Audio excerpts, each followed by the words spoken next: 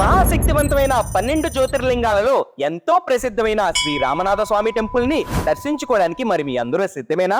అయితే నేను కూడా రెడీ. హరహర మహాదేవ శంభో శంకర. ఎంతో చారిత్రాత్మకమైన మహాపుణ్యక్షేత్రం రామేశ్వరంలో ఉంటుంది ఈ అరుల్మిగు శ్రీ రామనాథ స్వామి టెంపుల్. ఇక్కడ మనం దర్శించుకునే ఈ శివలింగానికి ఎంతో మహత్యమైన చరిత్ర ఉంది. సాక్షాత్తు ఆ శ్రీరామచంద్రుల వారిచే ప్రతిష్ఠింపడం వల్ల ఈ స్వామికి రామనాథుడు అనే నామధేయం ఏర్పడింది.